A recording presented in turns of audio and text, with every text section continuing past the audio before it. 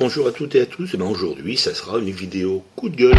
Une vidéo coup de gueule par rapport aux propos d'un représentant LFI. Vous comprendrez en voyant la suite de la vidéo. Et je démarrerai la vidéo avec ce jingle.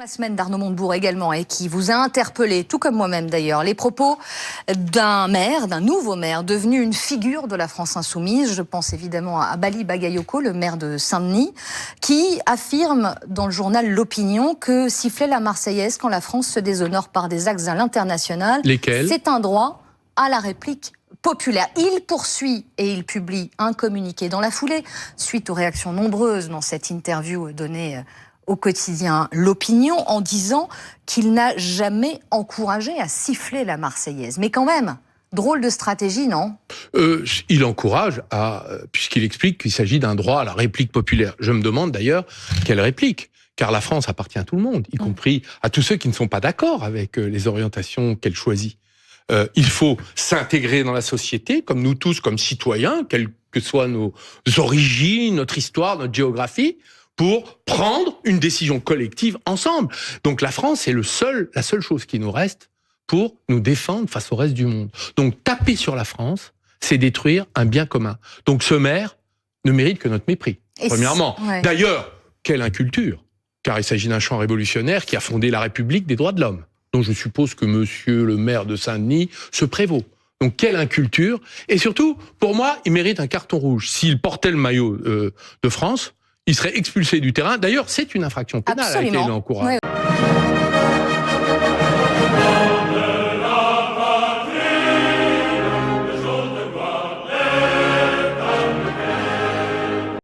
Il y a eu du tollé chez certains politiques, mais que fait le gouvernement, que fait le président, que fait le préfet?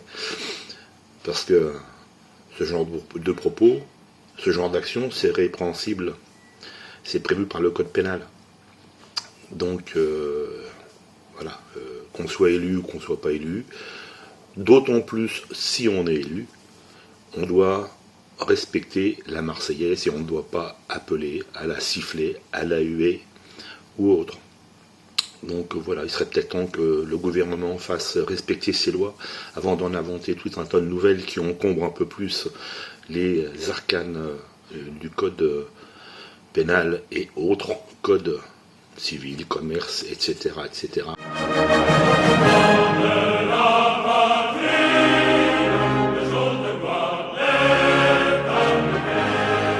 C'est sanctionné. Pour moi, c'est un agent. Il se comporte en agent de désintégration du pays. C'est finalement une manière, j'allais dire, douce et presque hypocrite d'encourager à l'affrontement. C'est scandaleux.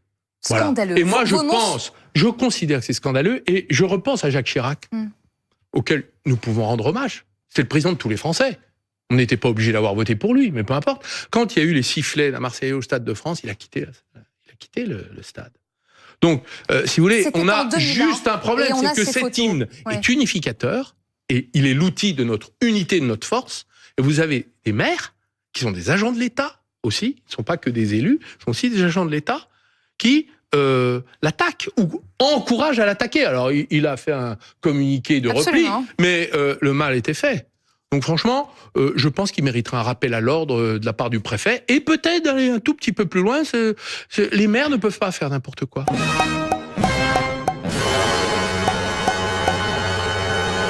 Ce sont des agents de l'État. Maire insoumis, Arnaud Montebourg, juste rapidement, il y a une stratégie électorale derrière tout ça? Bien sûr, leur stratégie, c'est de faire gagner l'extrême droite. Donc, voter Mélenchon, c'est encourager l'extrême droite, parce qu'au deuxième tour, qu'est-ce que les Français vont faire? Ils vont voter pour l'extrême droite. Donc, en conséquence, faire gagner l'extrême droite, c'est la stratégie de Mélenchon pour pouvoir se déguiser en chef de l'insurrection à venir. Et d'ailleurs, ce n'est pas pour rien que le même maire LFI de Saint-Denis a expliqué que il était naturel qu'il y ait une insurrection populaire.